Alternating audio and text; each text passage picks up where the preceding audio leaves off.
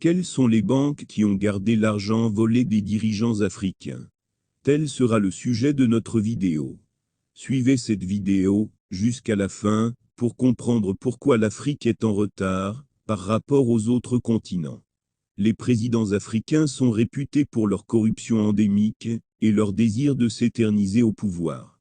Depuis 1960, c'est des milliers de milliards que les dirigeants africains ont volés de leur pays pour cacher à l'extérieur de leur pays au détriment de leur population qui croupissent dans la pauvreté extrême.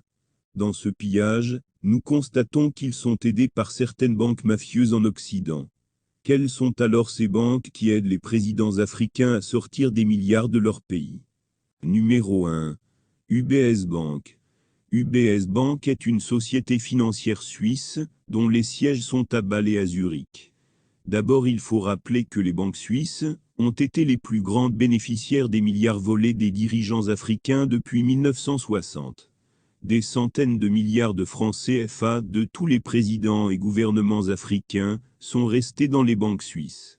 Donc cette banque est la plus grande au monde qui gère les fortunes. Elle a été citée dans beaucoup de scandales financiers.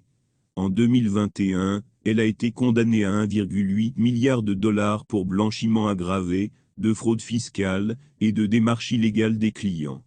UBS Bank a gardé jalousement les milliards des présidents, comme le maréchal Mobutu du Congo qui a laissé, dans cette banque plus de 1700 milliards de francs CFA, le général Gnassingbé Yadma du Togo qui a laissé 4000 milliards de francs CFA, le général Abacha du Nigeria, et l'actuel président togolais Faure Gnassingbé, qui a laissé une partie de ces 8000 milliards volés dans les caisses du Togo depuis 2005.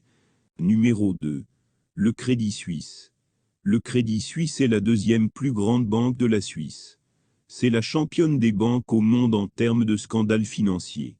Elle a enregistré plus de 1000 scandales financiers depuis sa création. Elle est mouillée dans les affaires des plus grands criminels au monde en aidant au blanchiment d'argent et à la fraude fiscale. Elle a aidé les trafiquants de drogue, les plus grands mafieux et les dictateurs à travers le monde.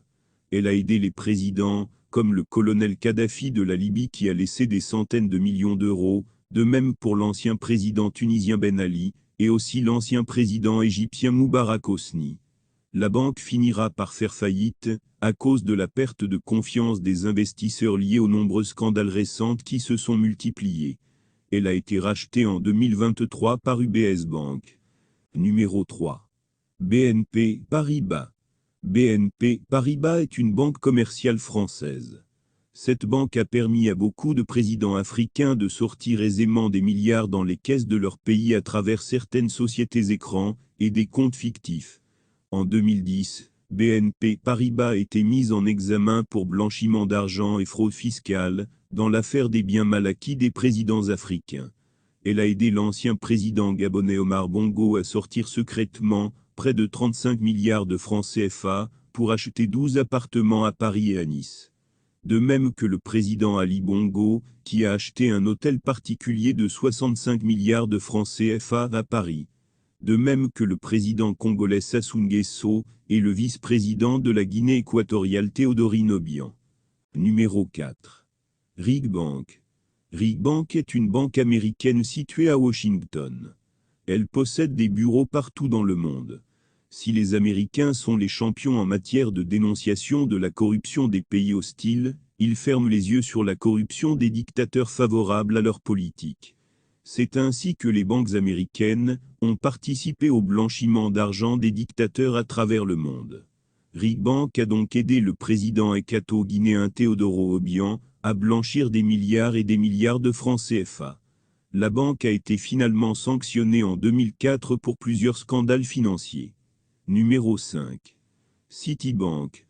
Citibank était la plus grande banque des États-Unis basée à New York.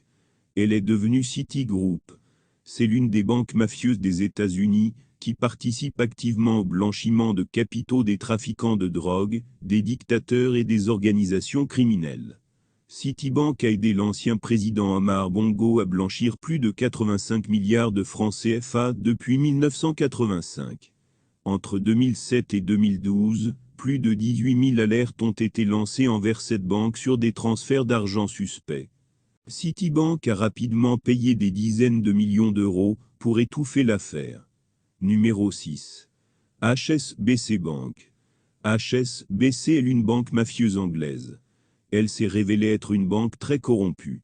Tout comme les autres banques citées précédemment, elle a blanchi les milliards de beaucoup d'organisations criminelles, des trafiquants de drogue et d'armes et des dictateurs à travers le monde. Cette banque a hébergé l'argent des dictateurs, comme l'ancien président libérien Charles Taylor, l'ancien président tunisien Ben Ali, et le colonel Kadhafi de la Libye. En 2013, la sénatrice américaine Elizabeth Warren a été obligée de taper du poing sur la table pour demander la fermeture de cette banque, qui ne respecte aucune loi sur la réglementation des banques. Elle rappelle également que le fait de sanctionner les banques pour quelques millions d'euros est insuffisante. Numéro 7. Euroclear. Euroclear est une société internationale de dépôt et de règlement des actions et fonds d'investissement. C'est une banque à problème qui est marquée par des phénomènes de corruption et de financement des groupes rebelles. Elle a joué un rôle très important dans la guerre en Libye en finançant les rebelles contre le colonel Kadhafi et avec l'argent de Kadhafi. En effet, cette banque avait déjà aidé Kadhafi à blanchir 14 milliards de dollars. Elle a aidé également le président ivoirien Alassane Ouattara à blanchir une partie de ces 13 000 milliards volés dans les caisses de l'État ivoirien. Aimez et commentez la vidéo pour plus de débats, mais surtout n'oubliez pas de vous abonner à la chaîne pour ne plus rater nos prochaines vidéos. Nous vous disons à bientôt.